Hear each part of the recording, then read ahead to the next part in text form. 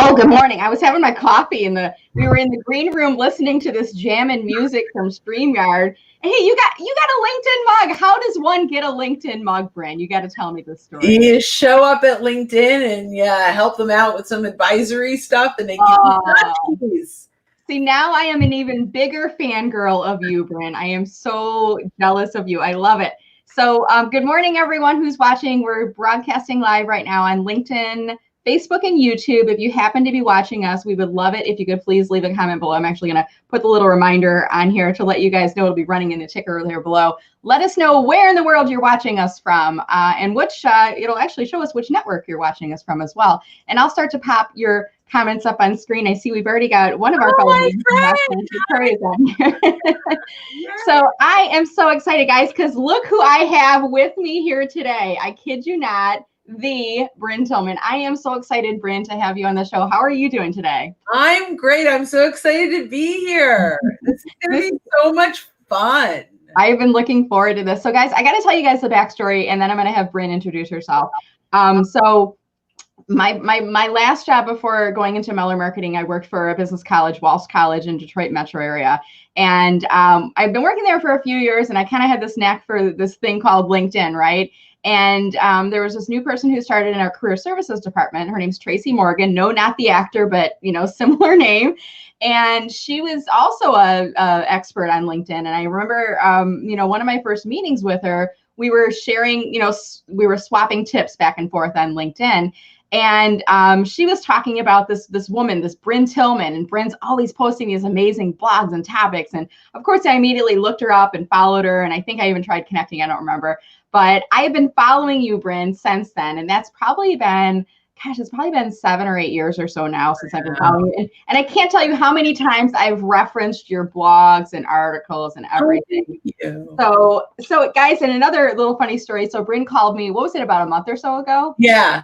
I heard your podcast. I think was it Andy Foote's? It may have been Andy Foote. Yep. So Brynne called me, and when she said her name, I didn't quite catch it. And she had a LinkedIn question, and we were talking for about, what was it, about 10 or 15 minutes? Maybe 20 minutes. And I look at my phone and I'm like, I'm sorry, who am I speaking with? And she's like, this is Brynne Tillman. And I was like, oh, and my heart started racing because I'm like, oh my gosh, you guys, I've been talking to Brynne Tillman for like 10 minutes. And I thought it was somebody else local in my market. And I'm like, and then I had to I'm like, okay, we need to stop the conversation so I can gush over you for just a minute. I'm like, oh my God, I'm like one of your biggest fans. So funny. That was so fun. Yeah. That was fun. So it was a great chat. So that's my backstory. Brynne, what I'd like you to do before we jump into the conversation today, and we're going to be talking about thought leadership for subject matter experts that hate to write. Before we jump in there, though, why don't you take a few minutes, tell people a little bit about you, your business, what you're all about, and then we'll jump into that conversation. Oh, well, thanks. It's a simple business. We help entrepreneurs and sales teams leverage LinkedIn to start more sales conversations. I mean, basically, it's that simple. We do that through training and coaching and all the typical ways you can imagine that we do that. And I've been doing it for years. I tell people often I'm a recovering sales trainer. So prior to starting your own business, you were working in sales training then? Yeah, I actually was a partner in a sales training company. Okay. And before that, I was just your typical, bag carrying salesperson, and loved it, and was always brought in to do sales training. Once I was in a company, I was the ride along person, and so it was always very natural to me. The one thing I didn't love about sales was the cold calling and the knocking on doors piece, which I did a lot of. Right. Mm-hmm. But it was my least favorite part of the whole thing. So when I saw LinkedIn, I was like, this is the answer to my prayer. So what's your LinkedIn backstory? When did you get on, and then when did you make the separation from corporate into your own business, Social Sales Link? So I made the transition from corporate into being a partner in a sales training company first. Okay. And I'm thinking that was somewhere around 05, 06. I really should know the answer to that about the time. And I was training LinkedIn, and we were actually using it almost as a loss leader initially. So this whole LinkedIn thing was popping up, and everyone was interested and curious, and no one was using it for sales. Right. So we would do these inexpensive local classes, $297 for a day workshop. And we'd get 30 people locally in a class, and we would train them, and they would love it. And then we would go and put them into our regular training, which wasn't LinkedIn at all. It was your typical cold calling and knocking on doors. And my partner at the time, I said, I really only want to do this LinkedIn thing. And she said, you can't just do this LinkedIn. Right. So we're very good friends. I love her. She has a thriving business. And we separated because I really didn't want to do the other stuff anymore. Yeah. And I really, and the piece that made me recognize that this was the core for all business, it wasn't around, and we're going to talk about content and content, all of this is important, but the piece that was transformative for me and for my clients was when I recognized early on that you could search the connections of your connections. Right. Okay. How do you ask for referrals? How do you get referrals from clients? And most of the time when we asked, or even our students asked, the client go, I can't think of who to refer you to right now. Right. I can't think of anyone right now. So when I recognized that we could search these connections and bring a list of people to our clients and say, here's who you know here's who you're connected to. Who do you know well enough that you might be able to introduce me to? Right. And that's morphed into a full-on program. Okay. That's what, to me, made LinkedIn the most powerful tool available to salespeople.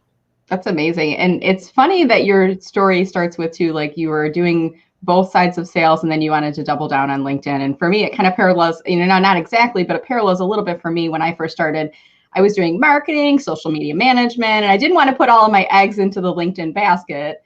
So I was hesitant in the beginning to do that. And then I'm like, no, I really love this. I feel like there's a lot of opportunity in this space.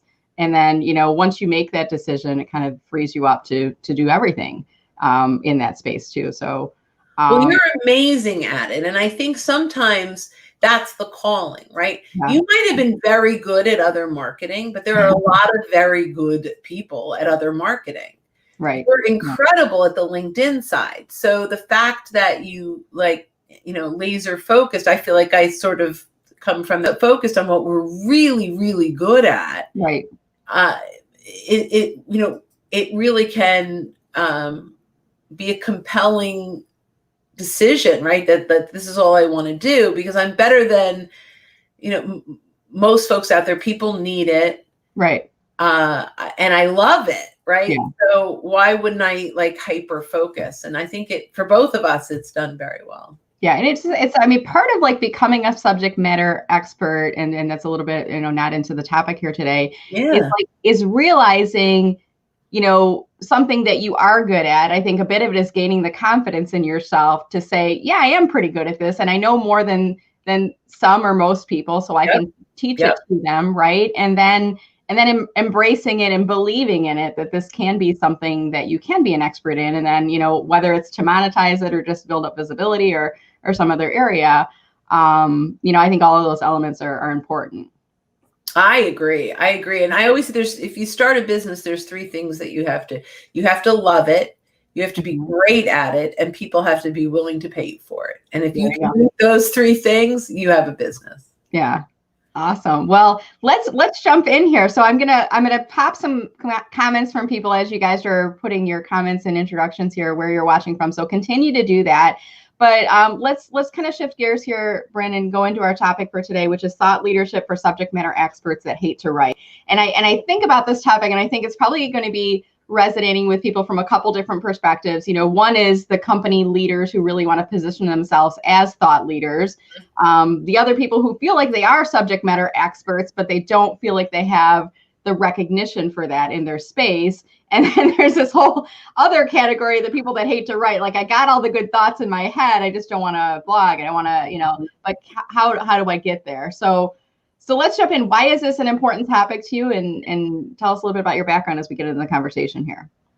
Well, so coming from the sales world, and 95% of the people that we train are sales folks or business development professionals, people responsible for bringing in new clients. Typically those folks, they're not marketers, they're not writers, they don't even realize they're content producers, although they are extreme content producers, they're just not capturing it. Right. And so what, I want to share today as much as we can is, how do you capture your subject matter expertise?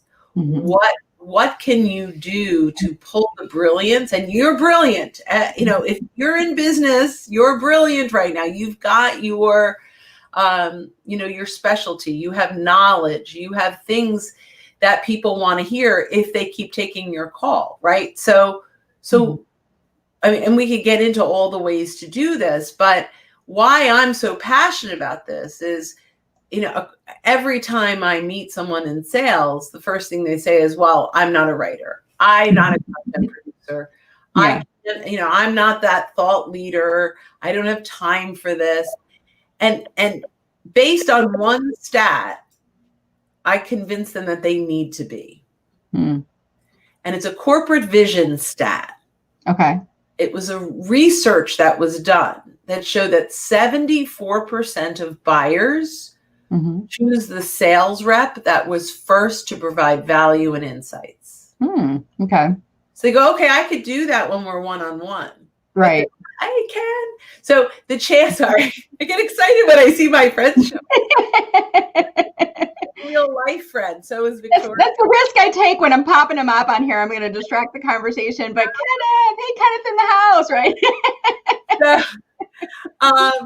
Right. So the bottom line. So if that's a fact, it was research that corporate visions put forth. And they can say, well, when I'm one-on-one with them, I can provide tons of value and insights. Right. But if they're talking to the people that do that early, right? It was the first to provide value and insights.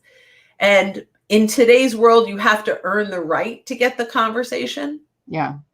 So you've got to provide that kind of value to get the first conversation. You don't get an opportunity to share value and insights with them on a Zoom call or a phone call until you've done it online, or you've been referred.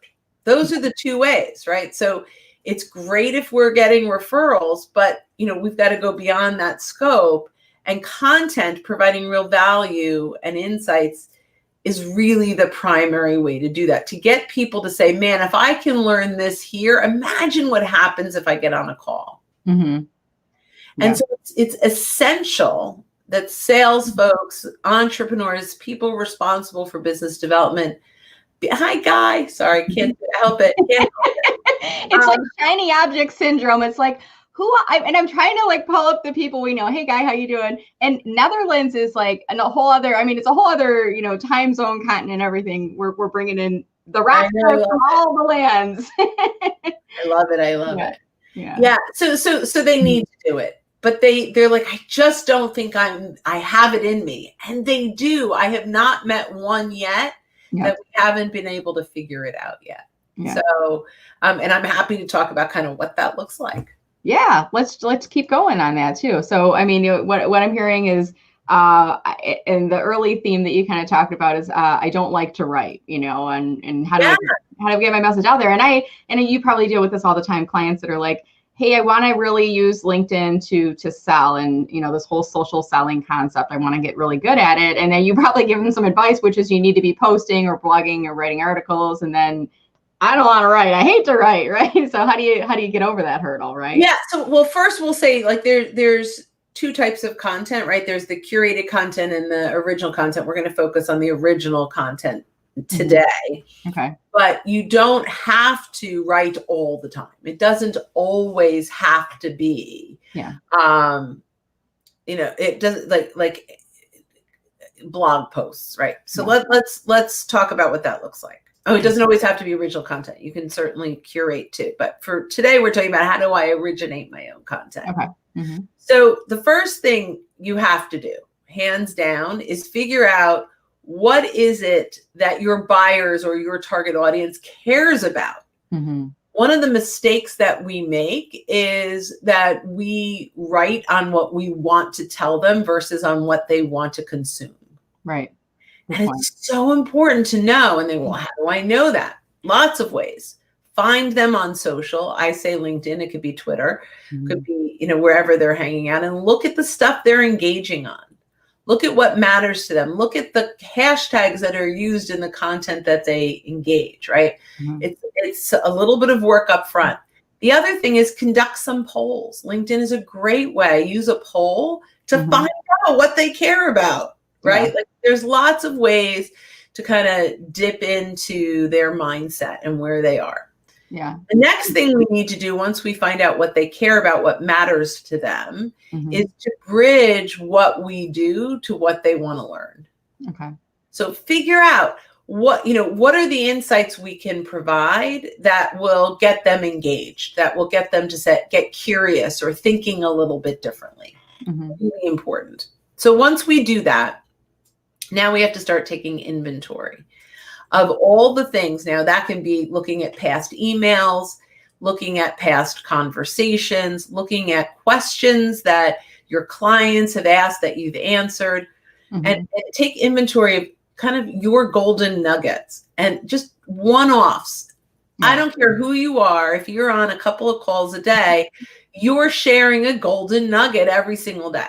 Mm-hmm. For my clients, I'm like, I write that down. If you're doing a Zoom that's being recorded and you say something brilliant, just write the time down that you said it so you mm-hmm. could go back and find it. It's almost like developing your ears too, because sometimes when you're talking to people, Brynne, and they're like, wow, that was a great tip. And then you see them like on a Zoom call, writing it down. You got to like be aware. Oh, that is a good tip. Like yes. You don't even realize it yourself until they vocalize that. So listen for those cues, like, wow, that's amazing. I hadn't thought about it that way. Those phrases that's the golden nuggets, right? Oh, absolutely. And just record them, write them down. Yeah. Sometimes I'll actually say, if we're having a conversation, hey, Brenda, I'm going to post that tip that I just said. Can I mention that we were chatting? Yeah. They're like, yes, of course. Right. And then they're flattered because you're going to mention me in a post. Oh my God, that's so cool. That's like a key of engagement right there. Right. Yeah. And especially if that's a prospect, that's kind of fun, right? This is beyond. So there are lots of opportunities to capture your own stuff. Yeah. Now, once you've got these ideas, and by the way, I capture them, notes on my phone, audio sometimes if I'm driving, because sometimes when I'm driving, I get those thoughts that you want to capture. Alexa, or what is it on the phone? It's what's the phone thing? iPhone. Siri, I'm like blanking on her name right now. It's Siri, write this note down, right? Yeah, I actually have an app that I use. Okay. Yeah, but that's all awesome. Yeah. Because I use otter.ai and I use their mobile app. Oh, okay. So it's fabulous. So there's lots of ways to do that. Capture yourself on a video, right? Mm-hmm. A video on the phone. People love the raw video right now. Mm-hmm. I tend, for lots of reasons, one, because of our mutual friend Meryl, who talks about captions all the time for hearing impaired. So I try now to get as much captioned as possible with her in mind and everyone else that needs that. But raw video still really works. Yeah. It really has an impact. So grab, an idea on mobile and just upload it to native video right there with a couple. People are not expecting full-on productions, especially in today's remote working world. Yeah. I feel like sometimes people even appreciate that it's a raw video even more so than an overly produced. And I agree with you. I whenever I can, I upload captions, both for the hearing impaired, but also the way that we're working nowadays, whether you're back in the office or still working from home, you're, shutting off the store so the family's not hearing all your background noise. So I'm turning videos off. I'm not playing the volume so I can read it up on screen as it's playing. But video can be a little bit of a hurdle for people too. And it's a form of content marketing, isn't it, Brynne? Like getting your message out there, right? So the other thing I do to get inspired, so I walk as much as I can 2 miles a day. Okay. That's my goal. It was much better when we were completely in quarantine because I had to get out. Yeah. But I'm still doing it at least 5 times a week. Okay. And I listen to a podcast every single time. And my goal and they're sales podcasts, they're leadership podcasts, they're marketing podcasts. Okay. My goal is to get one insight from one podcast once a day that I can use in a social selling context, in a LinkedIn context. Mm-hmm. Often that gives me 2 pieces of content. If I loved the podcast, and I don't love most of them, I don't, but on almost all of them, I get one nugget. Mm-hmm. If I love it, and there are some that do phenomenal jobs over and over again. Andy Foote is one of them. He is. Selling from the Heart is a must listen to, and Daryl Amy, must listen to. So there's some podcasts that I know. So I get 2 pieces of content. One is I share the podcast, and my content is literally what I took from it. That's original content. Mm-hmm. So we think of original content as but this is what I learned. This is how you can apply it in a LinkedIn mindset, because that's what I'm teaching, right? So this advice was a basic sales concept, or productivity concept, or leadership content, and it inspired me to think about, here's an idea on how to take that thought, excuse me, and bring it into LinkedIn. Yeah, that's a great point. And when you're talking about podcasts and you said the word productivity, and immediately in my mind, productivity made me think of Mark STRUCZEWSKI. I don't know if you know Mark. I do. His catchphrase is the productivity expert, I believe. I could be mistaken on the word, but I was listening he did a LinkedIn Live last night with Jeff Young, another fellow LinkedIn rock star. And kind of the story goes like Jeff was interviewing Mark or talking with him, and he said, "Oh, you're the productivity expert." And then it kind of stuck with Mark, and that's the name he started going by. But I agree with you. I mean, when you listen to podcasts from other people, and especially I love like listening to interviews, because the 2 people are kind of bouncing ideas back and forth. And when you get 2 experts in the same space, like you and I, it's like, wow, we can like really start to learn from each other, right? Absolutely. Yeah. And I'm a true believer that high tide rises all boats. The better we all are, the better we all are, right? Yeah. So I'm a major collaborator. It's all on the table. Yeah. Share it all. Yeah. No, totally. There's a quote from Michael Port. I don't know if you know who he is. He's a rock star, not LinkedIn, but he owns Heroic Public Speaking. I took the class with him. It was absolutely amazing. And he wrote a book called Book Yourself Solid, and a whole bunch of other stuff that he's done. And he and his wife run these public speaking programs that are absolutely phenomenal. Anyway, a quote from him from years ago that I live and die by on LinkedIn is, give away so much value that you're afraid you gave too much, and then give more. Right. I love it. And it was this like moment, because I had been trained, don't give away free coaching, don't give away, like I've been, they have to buy it from you, just tease it.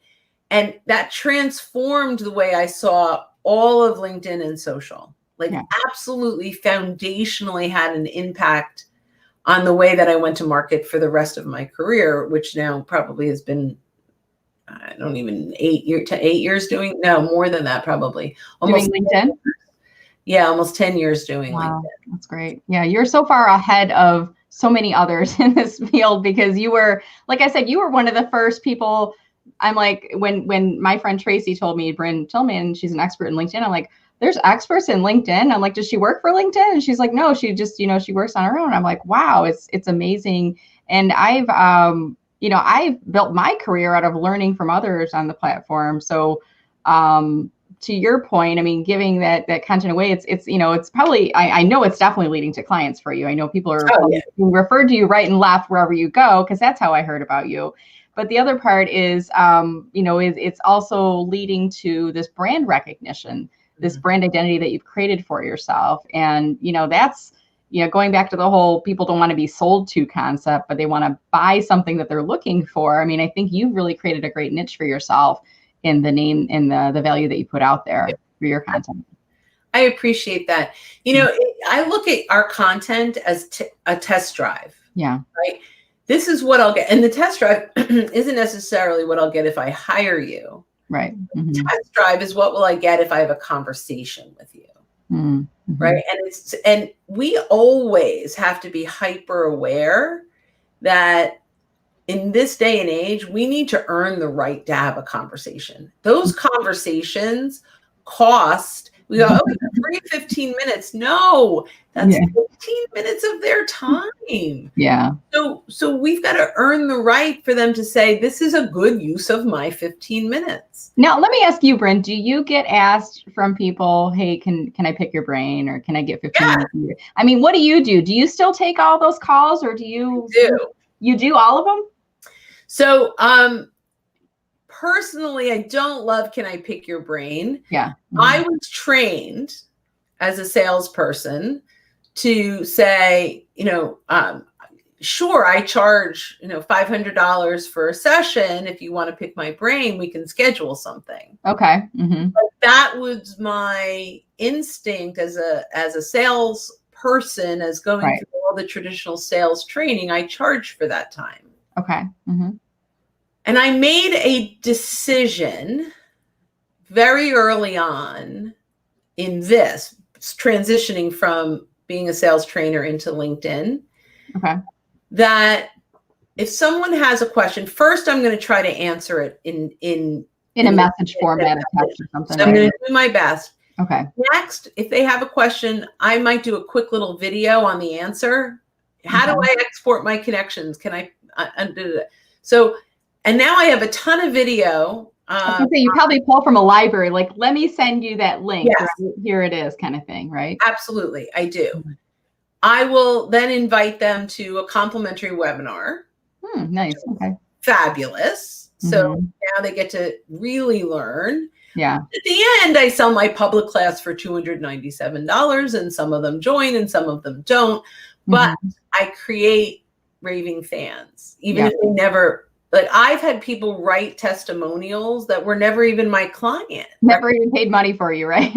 But I learned this and I got this business, and I'm like, you know what? That's fine. That's fabulous. So you've got these, they're sharing my content. They're helping me get into new markets and new networks. And the bottom line is, if they walked up to me in a networking meeting and asked me a question, I would certainly take the time to answer it. Yeah, you wouldn't walk away and, say, here's my rate card and walk away, because that'd be kind of, snubbing them a little, right? Yeah. And so now I have times on my calendar specifically for those folks. And sometimes it's scheduling 3 weeks out. Okay. And and I'll often say, I know that my schedule is pretty tight. It is about 3 weeks out. If this is something that can't wait. I like that. Right. Like, if this is something that can't wait, let me know. I have other people on my team that would be happy to chat. And so I have other folks that might take that call that are in, a business development role that can answer some of those questions, but also have a focus on getting them into the public webinar that sells them into the $297. Right? And so and some of them end up to be, referral people into big clients that I never would have known. By the way, Brynne, I came onto one of your webinars. I think I reached out to you before and I said, do you mind if I come and just kind of sit on? And it's awesome. So for those of you guys that are watching, I'll make sure that we drop it in the comments below later. Definitely watch it. You will get great value out of her session. Well, so we have a new one coming up in September. So not the on-demand one. It's probably not even available anymore. It was a live one that I attended. It was you. Yeah, so the next live one is September 10th. And if you go to linkedinwebinar.com, you can register. It's converting content and connections to conversations. I think that might have been the same one. And if you're in our business, come anyway. Just come, just attend. I love, again, high tide rises all boats. Yeah. I'm the same way. I kind of feel like you learn from others, and it's you and Bill McCormick, right? I'm going to pop this up on screen right now so people can see this in case they visit the page, and then immediately will redirect you to this converting content and connections to conversations with LinkedIn. So great. So check out, and I just put the web address on the screen for you guys there. But you guys, a great banter with you and Bill going back and forth, new insights, great ideas. And then sometimes it's like, you may know these things already, but when Brynne says them, and it's in a different context, you're like, it kind of affirms what you know, and then you can build upon that knowledge too. So definitely check that out. So Brynne, our conversation is flowing really nice. I'm looking at the clock right now, and I know we've got some folks that are popping in our conversation thread here. So if it's all right, I'm going to move us to Q&A here. Bring them on. Yeah, I'm going to encourage you guys, if you have any questions for Brynne, this is your time. So comment below if you have any questions for Brynne on anything we've talked about so far. We're talking about thought leadership for subject matter experts that hate to write, but we're also having a little bit of a conversation here about LinkedIn strategy as well. So questions about any of those, feel free to drop those into comments below. So this is a question, and it says LinkedIn user. You can see like the gray avatar and then the name. So it's something in your privacy settings that'll need to be fixed. If you need some help, check in your privacy settings. But Brynne, the question is asked, should we convert writings into audio or video? So what are your thoughts there? So I typically start the other way. I start with audio and video and then transcribe into writings. But absolutely, if you're a writer first, and you write something and now you're inspired, absolutely do audio. And I would prefer video over audio, but and you can refer back to that blog post in your video. But people are consuming much more video than actual blogs. Yeah, and I think it just depends on how you consume information. I used to love to read books. Like I couldn't get enough books, and I think the older I got, once I went through my MBA program and I was forced to read as much as it kind of ruined it a little bit for me. And I still like reading, but I like the audiobooks. I do audiobooks. Yeah. Audibles, like, that was when we were driving back and forth when we were out in the land of pre-COVID, that was it for me. But that's a good tip there. Another question, I'm not sure if this is the same person or not. Before you can writing, you need to understand your audience. You can get lost in jargon. And maybe too much of a deep dive. Simplify for a wider audience. What do you think? Is it better to be more niche and focused, or to be a little bit broader? What would you say there, Brynne? So it depends on your goals, but there are multiple times where I've written a blog post or done a video for a specific prospect. Okay. So I have a conversation with them, or I read a press release that something's happening. And then I create content that talks directly to what I've learned about them and their need. Now, it still works with other people, but now I say, I noticed this and had, some insights in a recent video that I did that might be helpful. And it's specifically talking, so that's as niche as you could possibly get. Yeah. But it's worked beautifully. Jargon it's important to stay away from jargon unless it's the jargon that your prospect uses, not that your industry uses. Because if your prospect is using it and you use it, then they relate to you. Right. They go, they understand my business. Yeah, it's my lingo. And it can be a little bit like, if they're not you're in your industry and your audience, and you've probably gotten these too, Brynne. I've gotten like the sales message invitations on LinkedIn, and there's so many acronyms within there. I mean, they use like LI for LinkedIn. Like, I know what that means, but then there's other acronyms. I'm like, I don't even know what this guy's talking about. Like, I think you're trying to sell to me, but I don't know what it is you're selling, because you have so many acronyms and words in here, right? Yeah, no, absolutely. So you do have to be careful, and at all times need to get you have to get on the other side and see if my buyer is reading this, is it bringing them value? Yeah. Is it worth their time? Like, every piece of content we put out there has one of three reactions. This was a bait and switch. The title was better than the content. Oh yeah. All the time. Yeah. The next one is neutral. It was fine. I walked away. It wasn't a waste of time, but I'm not inspired or compelled to do anything. Right. And then it's like, yep, that got me curious. That got me thinking differently. And I'm inspired. I'm compelled to as little as react or comment, as Right. much as connect, and potentially even ask for a conversation because you resonated. Yeah. So we need to live up here as much as possible. Yeah, I like that's a really good tip. And think about, what are they going to do next? And is everything lining up with that action? Shifting gears a little bit, Sandra is asking a question, and I get asked this question too, Brynne, so I'm curious what your response is. Content posted by me as an individual versus content I post on my company page. What are your thoughts there? So I struggle a little bit with this. So first, Sandra, I just want to make sure you're the owner of your company, or the co-branding of your company page is.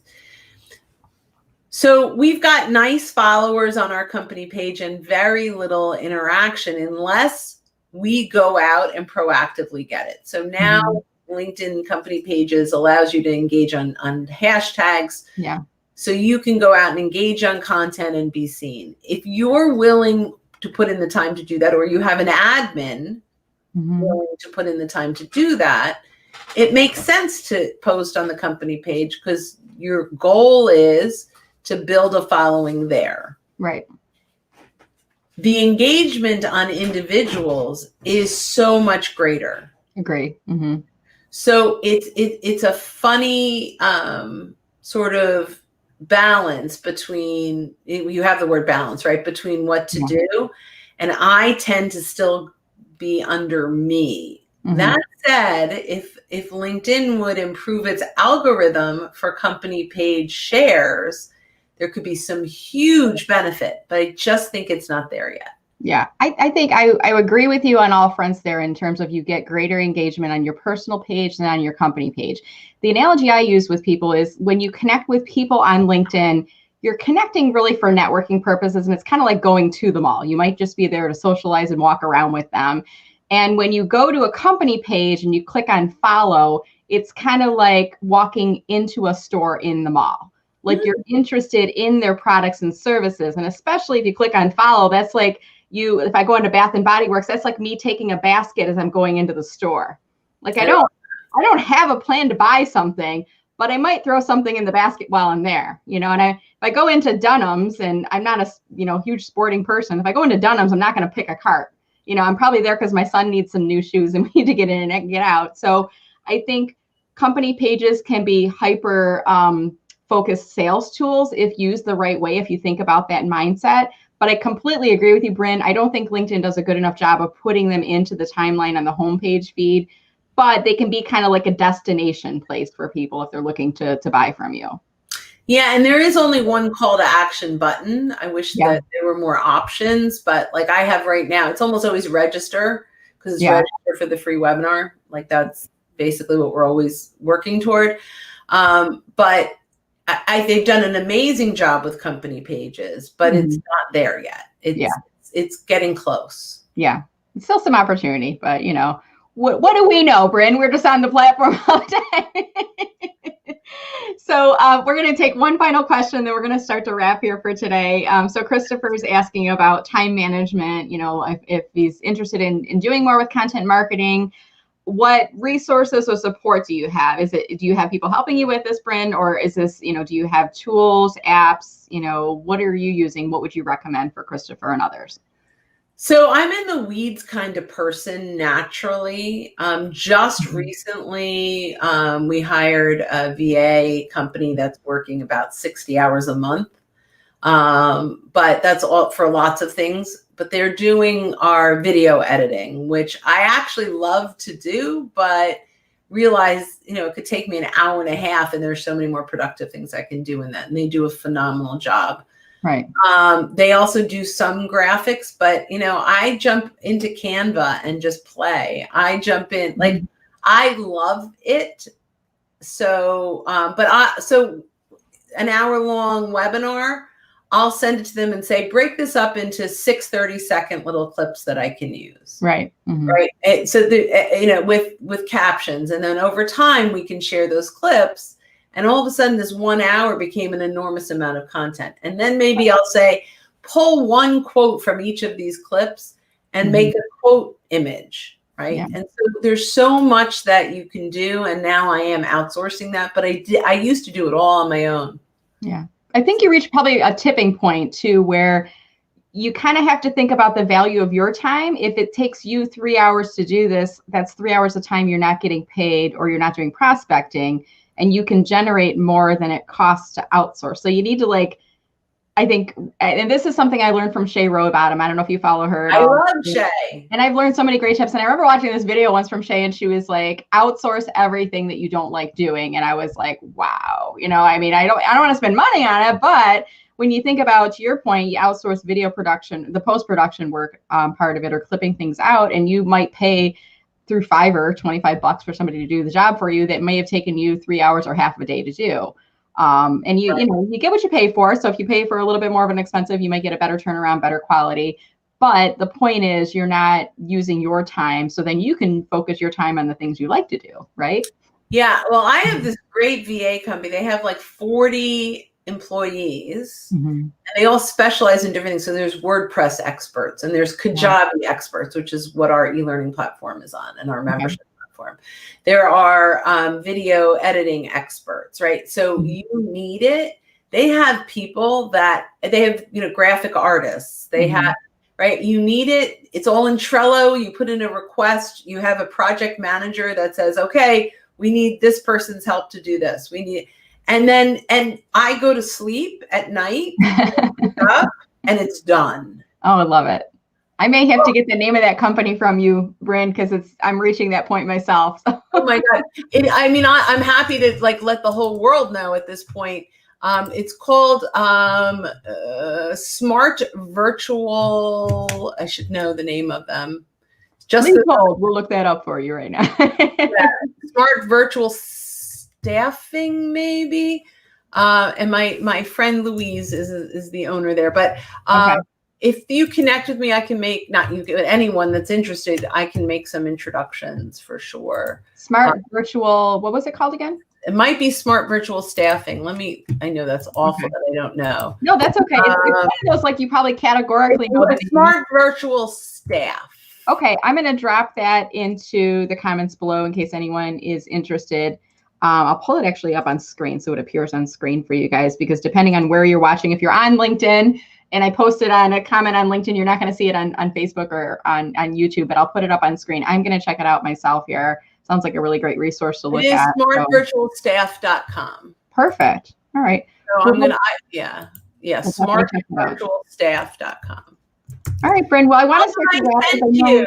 You've got a busy day, but as we start to wrap the conversation here today, I'm going to pull your LinkedIn profile up on screen, guys. And Brynne, you just went through a profile. This is how often I look your profile up. I do not stalk people. I look people up on LinkedIn because that's not a thing. Stalking is not a thing on LinkedIn. It's called research. So I research all of my fellow LinkedIn rock stars periodically. And I publish a list. A lot of you guys are probably following it. And Brynne is one of my very first LinkedIn rock stars that I added to the list, if not the first. And I noticed that recently you had a photo shoot, it looks like, because you got a new headshot and you have a new banner in your background on your profile too. So we're using banners like billboards now. Yeah. We're testing this out, right? So for a long time, I just wanted a nice, and I think this one's a little busy. I'll probably go much more simple next time. But our goal, we have this myopic vision of getting as many people educated as we possibly can, and if it leads to business, great. And so we're giving away so many webinars. And so we're providing so much value. So our goal is to so we have over 960 people registered for this September 10th webinar. Awesome. Yeah. So, and that's, I just want to educate. Yeah. So you can teach to educate, or you can teach to influence, or you can do both. I believe if you are a resource and you are helping people, the sales will come when the time is right. And I'm detached from the sale. I'm attached to the success of people in my network. And because of that, my business is thriving. I think, in the words of Larry Levine, who is selling from the heart, people can smell commission breath.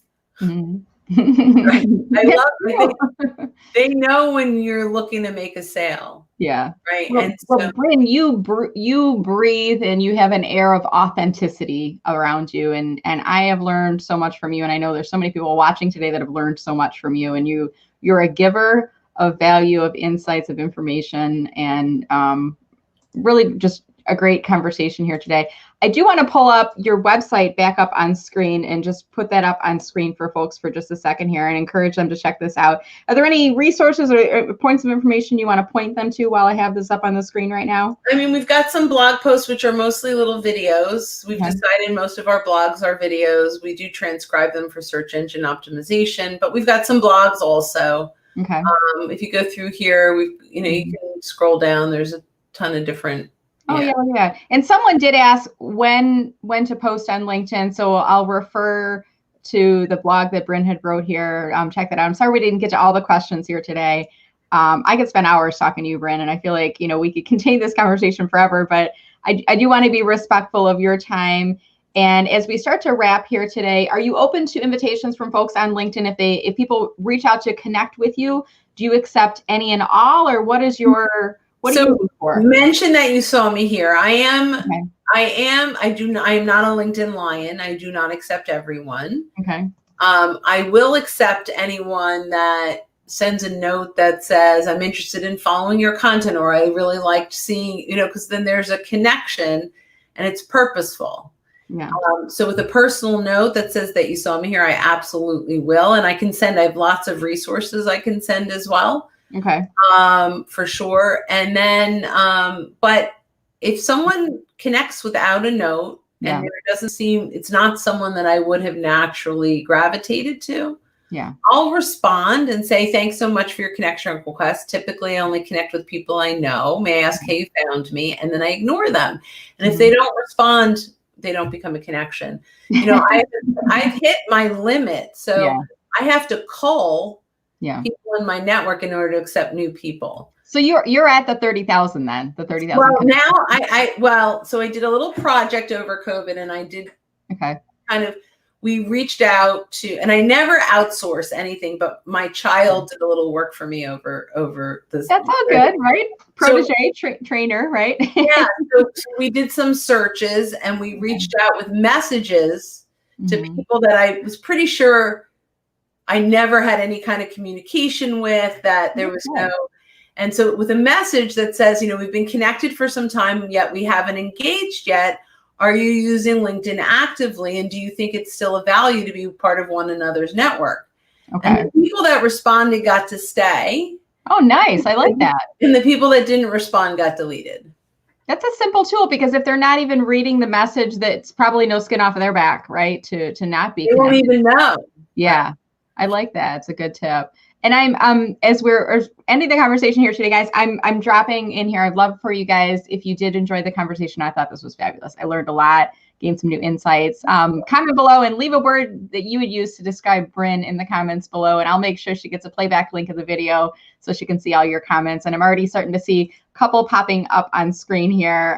Mindy, I saw Mindy had a comment earlier. Mindy, thanks so much for watching us. And yeah, Mindy, I think it was an internship, right, Brynne? An internship that your child did for you this summer. Now, I want to be clear. I do not recommend. I mean, I think that this is a personal thing. So I agree. Yeah. So I did in Sales Navigator, and I created the list. And I saved search. Well, it was a tag. The tags are going away. And literally all he did was send the first note to everyone. And then I responded personally to the people that responded. And then the people that didn't respond, he deleted. So I'm still, every conversation is still you. Me. Yeah. It's really important. Yeah. And that's key, I think, on this platform, is that, there are some things that you can outsource. I don't outsource my messaging, my invitation processes. When I have clients approach me that say, can you do it for me? I say, no. That's not what I do. I'll train you on how to do it more effectively, so that you're not just, it's not just volume, it's quality conversations that you're doing, but I don't outsource it. So, well, Brynne, this has been just a delight. I look forward to the day when we can actually meet in person, hopefully someday. Now you're in, am I remembering correctly, Philadelphia area? Yep. Yeah. I mean, we're not too far. It's, you know, we're still in the Midwest, right? We're not too far away from one another. Yeah. Well, so Philadelphia is really the East Coast. By the time you get to Pittsburgh, it's the Midwest. But it's all good. My kids are looking, although I think they'll be at Penn State, they're looking at Pitt and Carnegie Mellon. So maybe I'll be out that way. Yeah. Oh, good. So. Well, always a delight chatting with you, Brynne. And as we wrap here today, any final comments you'd like to leave, shout outs, anything you're working on you want to remind us about, or anything else before we wrap today? You know, the biggest, I think, piece that I'd want to leave with, particularly because we're talking about thought leadership and subject matter experts, is just remember there's an ask offer ratio to everything that we do. You're asking them to read, consume, watch. Yay. Hi, Sandra. I love Sandra. So there's an ask offer ratio to everything. We're asking them to take 5 or 10 or 3 minutes or whatever it is. At the end of the 3 minutes, they're going to have one of those 3 reactions, right? And if we want to convert our thought leadership and subject matter expertise into conversations, then we 100% need to be at the compelling piece, that we're earning the right. So we're asking for the time, we're offering them something for their time. At the end of that, they need to walk away saying, man, that was a great use of my time. And when you can when you can master the ask offer ratio, you will master thought leadership. Awesome. Well, you have definitely mastered it, and we can learn so much from you, Brynne. So thank you so much for sharing your time and your insights today. I really appreciate it. Oh, thanks for having me. This was so much fun. Well, cheers to you. We've got. How are you doing on your coffee? Are you a coffee or a tea drinker? What do you have in your cup? So I'm 1 cup of coffee in the morning drinker, and then I switch to tea for the rest of the day. Very nice. Well, I hope you had a delightful cup of coffee with us this morning. And like I said, look forward to the day when we can meet in person. But until then, I will be your fangirl. I've always admired, and I will continue to follow you. And it was such a delight to chat with you today. So thank you again. It was so much fun to talk with you too. All right. Well, guys, thank you so much for watching. And before you leave, I want to ask for 2 things. One is, as you step out of the video, I want you to come back into the video and then click the share icon to please share the video with your network, because there may be folks in your network who can benefit from all the great knowledge that Brynne shared with us today about content marketing and thought leadership. So please click to share the video. And the final thing is, to get notified of my upcoming LinkedIn Live interview series, go to mellermarketing.com/subscribe, and you can join my VIP email list. So that's it for us today. I want to wish everyone a wonderful Tuesday. Stay safe and stay healthy, and we will see you online again later. Take care.